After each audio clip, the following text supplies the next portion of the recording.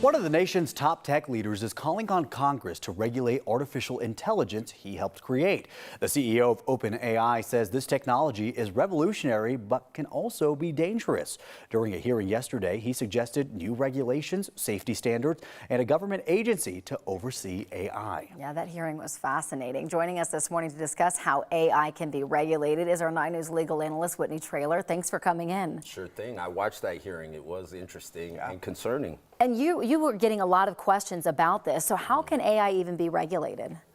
Well, how can it be regulated? It's like so many things with the law. The law really trails what happens in our lives. So, for example, it was 9/11 that led to the Patriot Act. And in 2008, with the mortgage bust, we had all these regulations. With George Floyd, we ended up having the police accountability bill. So in many ways, the law has to trail what we're doing. And a lot of times it's bad acts that lead to, right? If we did the right thing, then You don't even know what to change. we don't need any regulation. And so here, that's the issue, is that AI is moving so quickly that their Congress, Senate, they're really worried about these regulations. And so they're contemplating, should we put in a new government agency to just focus on this, which honestly, people are saying, get the government out of our lives. But I think that is, just like we had TSA and Homeland Security, all of these new government agencies, I think we will need a new government agency just to look at this, because it's really evolving faster than I think we can deal with it. Yeah, so speaking of that evolution, let's talk about the legal side of things. Yeah. I mean, what are some of the legal issues that you and other legal experts are seeing with AI? Well, I've been studying this because I'm new to it as well, and the technology is really, it just goes so fast, and I don't think people really appreciate that. So there's 4 primary issues that I looked at. One is data privacy and protection, because when you look at how AI works, it's just like YouTube or whatever. When you get these algorithms and they start suggesting videos,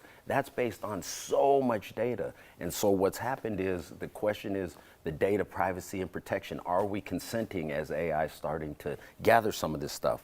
Then, of course, there's bias and discrimination. They know, for example, facial recognition, women of color, that's a major issue. And so there's questions about accuracy. Then you have liability. Who's responsible? If AI is starting to make its own decisions, is it the proprietor of the AI, or is AI responsible? And then, of course, the intellectual property, who owns it? So those are the kind of primary issues, but I'll tell you, it's much more nuanced, and there's many more issues that we don't have enough time in 3 minutes and 45 seconds. I'm always trying to get more time, everybody. What are you seeing in terms of like harm or damages when it comes to AI? Well, there's a lot of harm just in, one, the data gathering. There's a lot of data that they're gathering that we're not really consenting. There's, of course, it's in the fine print to some extent. That no one reads? That's exactly right. And I was watching the Senate hearings, and I was watching some of the interviews, and the chairman of Microsoft put it a good way. He said, Steve Jobs said that the computer is like a bicycle for the mind. And that's a beautiful way to explain it and say, hey, this is how it can be used for us and in our benefit. But now he's saying with AI, it's almost as if AI is now our co-pilot.